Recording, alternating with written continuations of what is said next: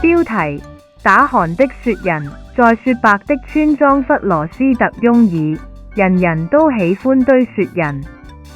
但有一個雪人特別與眾不同，他攰打寒。他的名字叫斯努齊，他的寒聲如此響亮，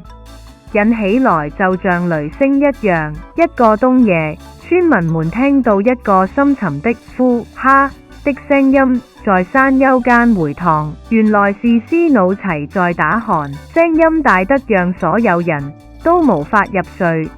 甚至連星星都似乎隨着他的寒聲在節奏中閃落。村民們不想打擾斯努齊的美夢，於是用棉花和閃亮的紗線為他製作了一副巨大的耳罩。他們輕輕地把耳罩戴在他冰冷的頭上，